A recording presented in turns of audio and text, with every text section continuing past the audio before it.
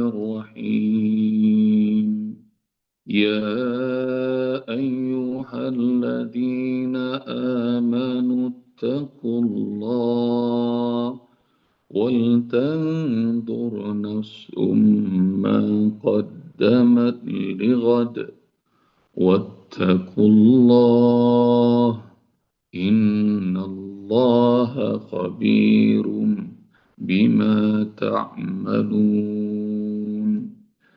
ولا تكونوا كالذين نسوا الله فأنساهم أنفسهم أولئك هم الفاسقون لا يستوي أصحاب النار وأصحاب الجنة أصحاب الجنة هم الفائزون.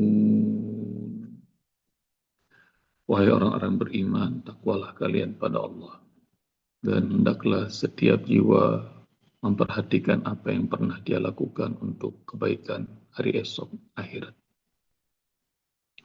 Bertakwalah kalian pada Allah, sungguh Allah teliti melihat apa yang kalian kerjakan. Dan jangan kalian seperti orang-orang yang sering melupakan Allah, dan Allah buat mereka lupa pada diri sendiri.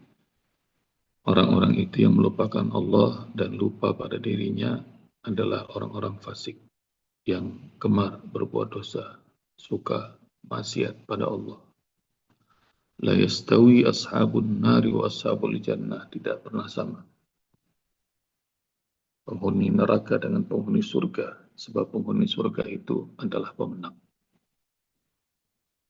Ya bunda rahmati Allah Subhanahu wa taala, di ayat 20 ini mulai dari ayat 18 sampai nanti ayat 24, mudah-mudahan sebelum kita libur lebaran ini sampai ke ujung surat Al-Hasyr.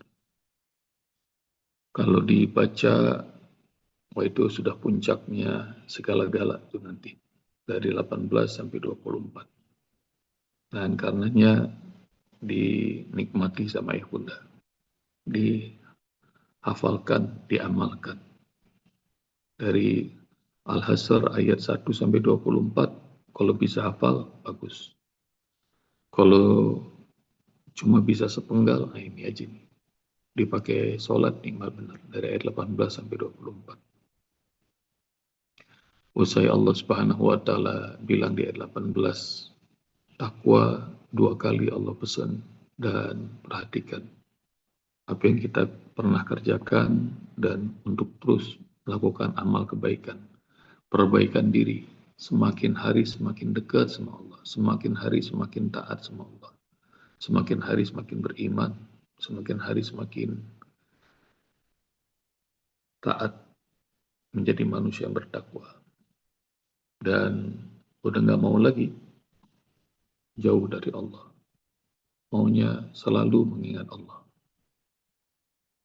Dan hingga mereka jadi orang yang mawas diri, tidak seperti orang-orang yang lupa sama Allah terus lupa diri. Dan Allah kasih tahu di ayat 20 nih, gak pernah sama. Penghuni surga sama penghuni neraka gak pernah sama, sebab penghuni surga itu adalah pemenang. Di ayat 20 ini, ayat bunda rahmati Allah Subhanahu wa taala, hidayah Allah yang pertama amat mahal. Dan hidayah itu yang menuntun, sebab dia adalah petunjuk, dia adalah sinar, dia imam. Dan siapa imamnya, siapa cahayanya, siapa petunjuknya, insya Allah besok ayat 21. Allah sebut Quran. Jadi hidayah itu mahal. Kalau tanpa hidayah, manusia nggak bakal ngerti tentang najis dan suci. Salah satu yang membuat banyak orang masuk Islam dari agama-agama lain, mereka kagum dengan bersucinya kaum muslimin itu kagum. Karena diajarkan oleh Allah dalam Al-Quran bagaimana bersuci. Dari hadas kecil, hadas besar. Bahkan Allah mengatakan, Wallahu yuhibbul mutahhirin. Allah senang sama orang bersuci. Nanti ayah bunda cari ayatnya itu. Allah cinta sama orang yang bersuci. Rasul juga ngajarin bagaimana tata cara bersuci.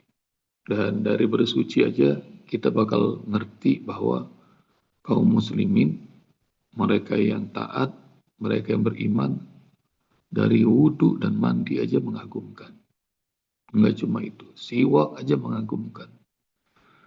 Dan kalau ayah bunda tahu sebelum abad 18, orang Eropa aja nggak tahu cara mandi, ayah bunda. Mereka nggak ngerti cara mandi, mereka nggak ngerti cara bersiwak. Karenanya kalau ayah bunda pergi ke Turki, maka di Turki itu masjid selalu dikelilingi dengan 3 unsur. 1, bazar, pasar. Yang kedua, madrasah, tempat belajar Al-Quran. Dan yang ketiga, hammam, ada tempat mandi. Jadi masjid-masjid Turki itu hammamnya, nanti ayah bunda cari aja, googling, hammam Turki. Dan itu dari batu-batu granit pualam yang mahal-mahal dan mewah. Hanya pengen mengajarkan kepada bangsa Eropa yang dulu nggak ngerti cara mandi. Dan sampai sekarang masih ada tuh hammam-hammamnya masjid-masjid Turki. Jadi mereka nggak ngerti mandi, mereka nggak ngerti siwak, dan lihat bagaimana Allah Subhanahu Wa Taala Rasulnya kalau ngasih hidayah tuh detil, bahkan masuk kamar mandi aja dikasih tahu, tata cara makan dikasih tahu sama Allah yang halal dan thayyib. Kulu mimma razaqnakum halalan thayyiban. Jadi halal, thayyib, nah itu baru di era modern. Apalagi ketika industri dan dunia farmasi, kedokteran makin terang, baru ngerti, oh yang disebut sama Allah halal dan thayyib itu beneran hebat. Dan ini Allah pengen ngasih tahu semuanya sudah Allah atur. Dengan apa? Dengan cahaya, dengan hidayah, petunjuk, dengan menjadi imam buat kalian semua, pedoman. Karenanya nggak bakal sama, kata Allah. Penghuni neraka sama penghuni surga nggak bakal sama. Nggak sama apanya, ya Allah. Ibadahnya udah pasti. Lakum dinukum waliyadin. Itu kalau ibadah. Pakaian juga nggak bakal sama. Kalau kita nih sudah tahu iman, sudah makin dekat sama Allah, buka aurat malu tuh, ayah bunda. Dan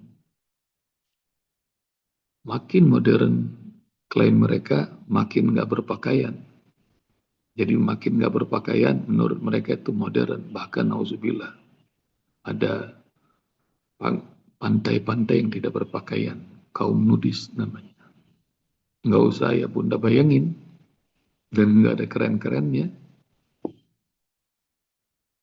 Karena sesungguhnya, lihat menuju masjid aja, Allah bilang dalam surat Al-A'raf, sama ya bunda cari itu. Wahai orang-orang, khudzu zinatakum inda kulli masjid. Setiap kali kalian mau ke masjid, pakailah pakaian yang paling indah. Khudzu zinatakum. Jadi dulu nggak ada iman, bunda kebayang nggak? Ka'bah yang mulia itu tempat tawafnya orang jahiliyah juga sama, nudis, tidak berpakaian. Dan sekarang coba bayangin sama ayah bunda. Menurut mereka klaim mereka adalah modern tanpa berpakaian. Nah, bayangin sama pakaian kita yang rapi, yang nutup aurat. Dan kalau dijajarin rame-rame, mereka yang tidak berpakaian atau membuka aurat terus dibandingin sama orang-orang yang menutup aurat rapi jadi hamba Allah. Coba ya bunda bayangin. Samakah? Enggak bakal sama.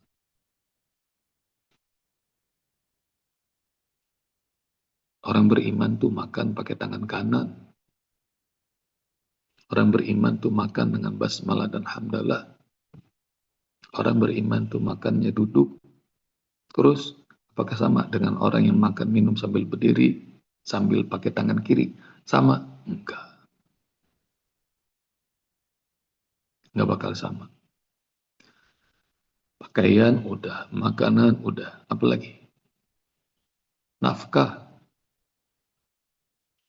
Orang beriman tuh nyari nafkah, maka ngerti tuh mana yang halal, mana yang thayyib, mana yang dibolehkan sama Allah, mana yang enggak. Orang beriman tahu antara halal, haram, dan syubhat, ngerti dengan jelas. Sementara orang-orang yang ashabun nar nggak ngerti. Sama nggak? Nggak sama. Tidak sama sama sekali. Terus dari appearance, dari wajah, ya bunda, cara berjalan, dari grooming, sama nggak? Nggak sama. Kalau nggak percaya, lihat di penghujung surah Al-Fat disebut sama Allah Subhanahu Wa Taala, Muhammadun Rasulullah walladzina ma'ahu asyidda'u 'alal kuffar ruhama'u bainahum. Muhammad itu adalah utusan Allah dan orang-orang bersamanya adalah orang-orang yang saling menyayangi antara sesama dan mereka tegas sekali sama orang-orang kafir. Tarahu ruka'an sujada. Engkau akan lihat orang yang beriman yang menjadi pengikut Muhammad itu senang ruku, senang sujud. Simahum fi wujuhim min athari sujud. Dari wajahnya kelihatan. Kata Allah. Apa asar sujud? Jadi makin soleh, solehah, makin taat sama Allah, wajahnya insya Allah kelihatan bening. Pokoknya kinclong aja. Nggak usah sering-sering facial, sering-sering perawatan ke salon, ya udah nih kayak ayah bunda kan makin bening wajahnya. Jadi udah kena sering air wudhu, sudah dipakai ruku, sujud, dan apalagi ditambah dengan air mata. Kalau lagi doa, lagi zikir, mau membasahi pipi, oh udah cakep dah, udah yang paling cakep. Dan semuanya beda. Jadi poin keduanya, ayah bunda rahmati Allah Subhanahu Wa Taala, beda. Perbedaan yang jelas orang beriman sama orang tidak beriman. Ahli surga sama ahli neraka tuh harus beda. Karenanya kata Rasulullah SAW, cari hadisnya. Khaliful Yahuda wa Nasara. Kalian harus beda sama orang-orang Yahudi dan Nasrani. Gimana Rasul? Qassus syarib wahful liha. Kata Rasulullah, nih gunting, cukur kumis, panjangin jenggot. Kata Rasul. Supaya apa? Supaya beda sama orang Yahudi dan Nasrani. Segitunya tuh Rasulullah ajarin. Jadi buat para ayah, ayo. Jadi panjangin jenggot. Usbop aja nggak panjang, ini cuma segini doang nih, nggak bisa nambah lagi. Ini aja kayaknya udah 30 tahunan. Jadi tapi niatin, ngikut sunnah Rasulullah. Dan kumisnya dicukur. Buat bunda nggak usah yang begini. Jadi sunnahnya nggak usah miara jenggot buat bunda ya. Buat para bunda itu adalah surat Al-Ahzab, panjangkan jilbab. Itu. Ya ayuhan nabi, kul li azwajika wa banatika wa nisa'il mu'minin yudnina alaihinna min jalabibihin zalika adna yurafna fala yuzayin. wahai sang Nabi, sampaikan kepada seluruh istrimu, putri-putrimu, dan semua perempuan yang beriman, sampaikan apa ya Allah? Ayudnina min jalabibihin, panjangkan jilbab mereka. Zalika adna yu'rafna fala yuzain. Buat apa ya Allah?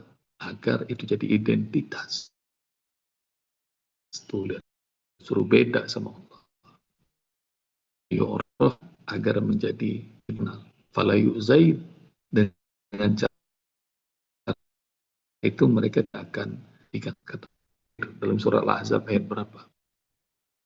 Dan sama, semuanya tidak pernah sama. Maka ibu bunda aturan Allah, sunnah Rasulullah, jangan kalau kata teman-teman jahiliyah kita ngomong, nggak usah diajak lagi, kagak, udah alim banget.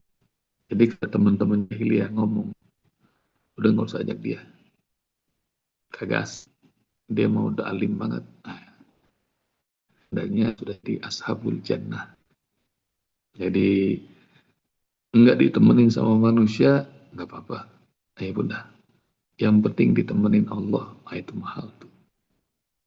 Apalagi terus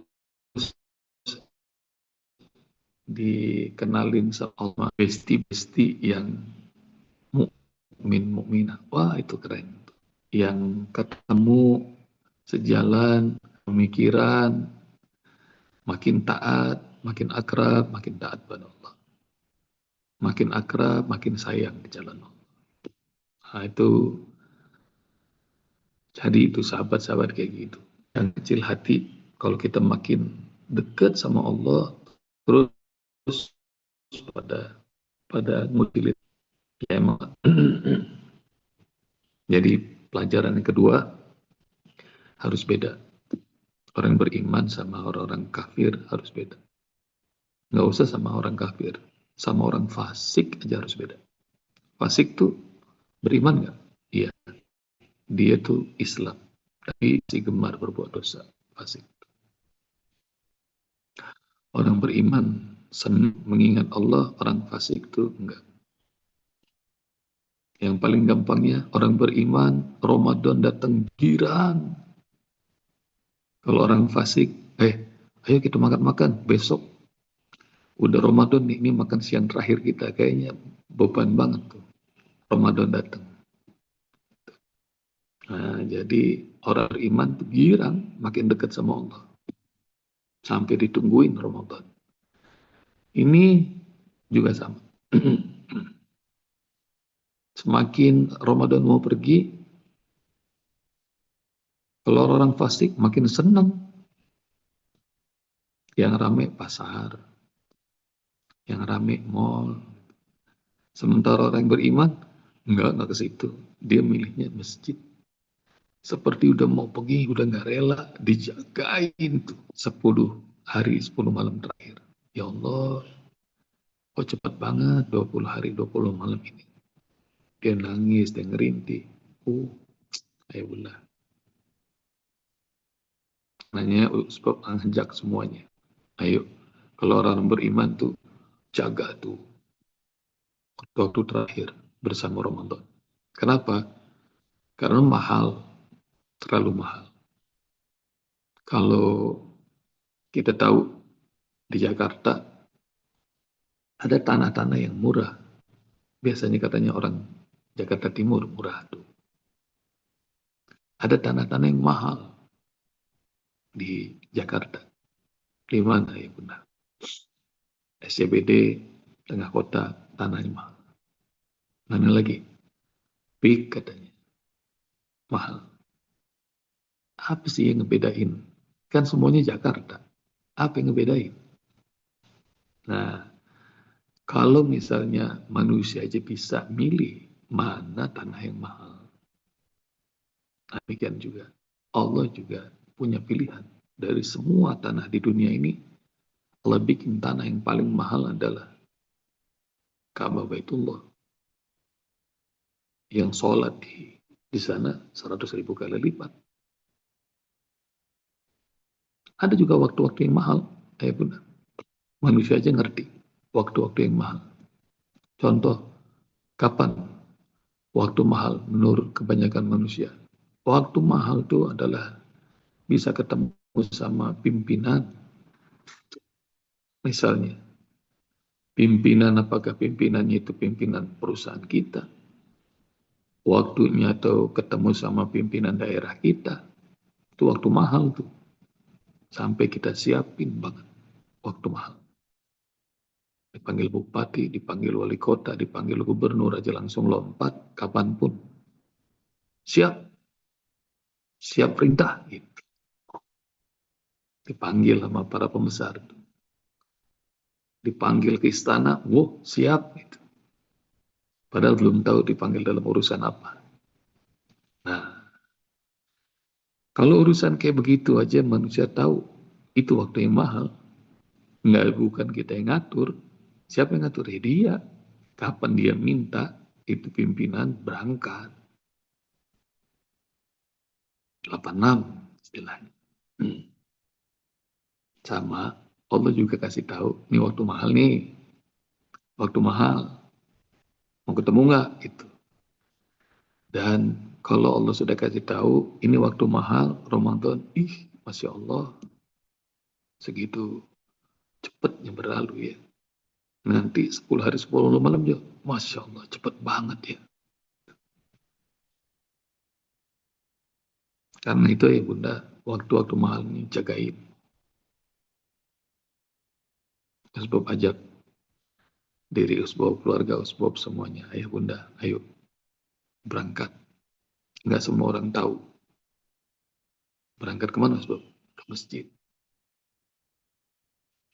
Ketemu Allah, di rumah Allah, di malam yang mahal, di bulan yang mahal. Udah kemuliaan, kemuliaan, kemuliaan, kemuliaan di atas kemuliaan. Udah nggak bisa kesebut. Hanya yang ngerti, hanya yang beriman.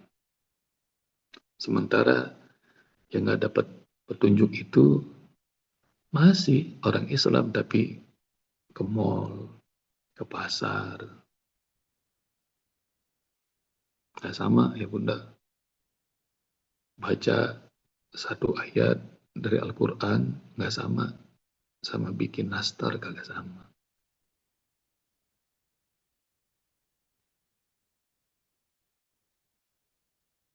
Tasbih, subhanallah, alhamdulillah, wala ilaha illallah, Allahu akbar. Di waktu yang mahal itu nggak sama bikin opor, bikin ketupat nggak sama.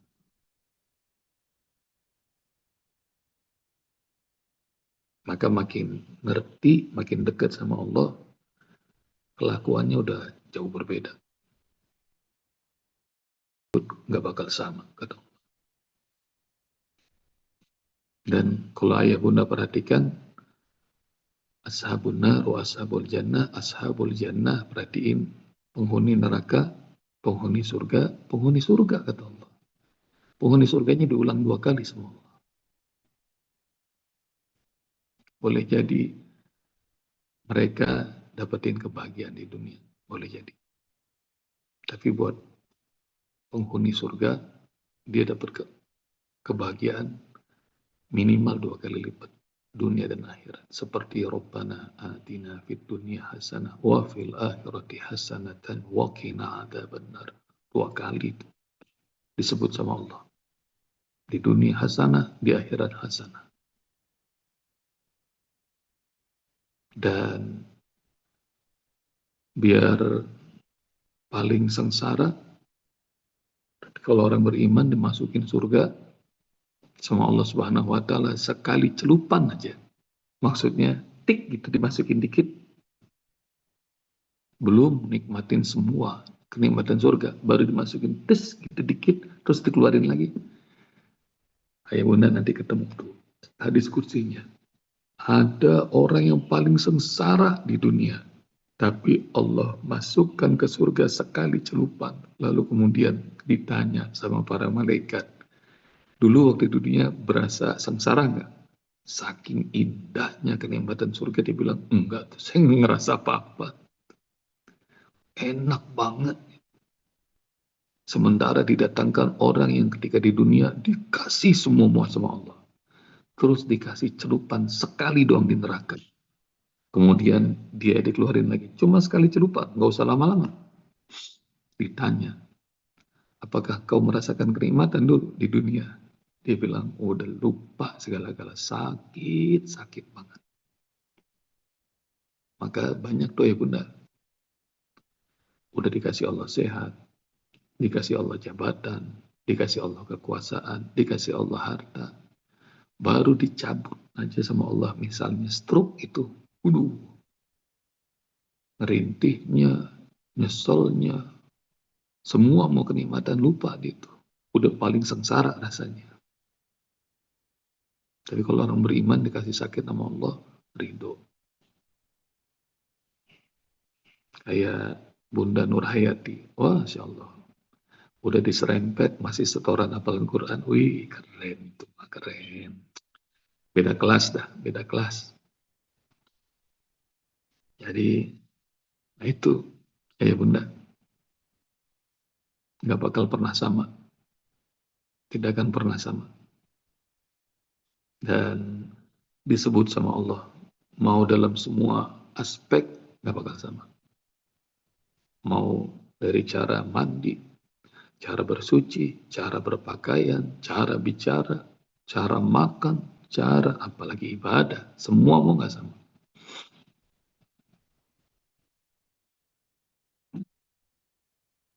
Orang fasik ibadah tapi dilaknat sama Allah.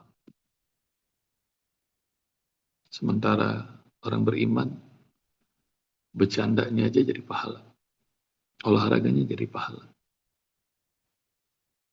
masaknya jadi pahala, hal-hal yang mubah jadi pahala. Maksudnya orang fasik ibadahnya dimurkai Allah kayak gimana sob? Oh, banyak ya bunda. Ibadah-ibadahnya orang munafik, orang fasik. Salah satunya baca Quran. Nanti ya bunda cari rubal qari al-Quran wal Quranu yal'an.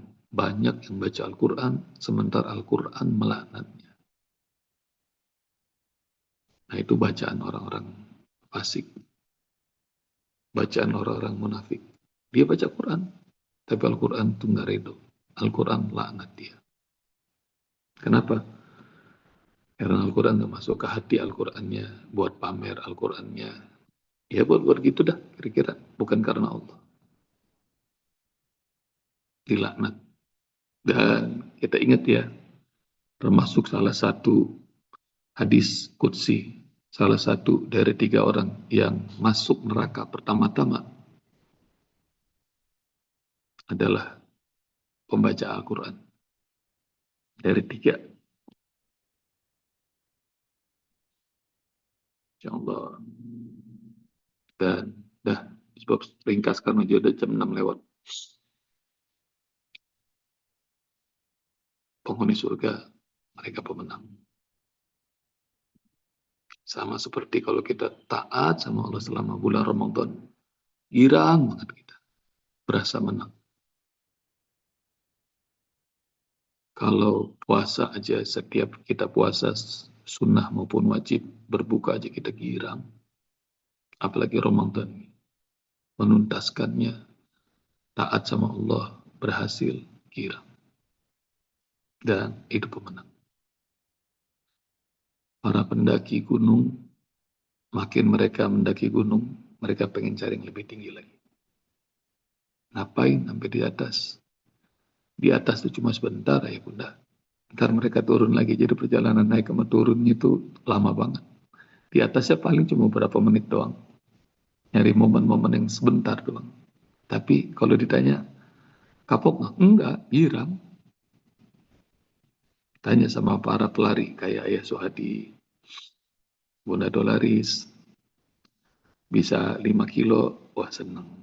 Antar mau nyobain 10 kilo, tambah seneng. Antar mau half marathon, seneng. Ah, nanti mau naik lagi ya. full maraton 42 kilo senang. Terus cukup enggak? Ntar saya mau nyobain trail running cukup enggak?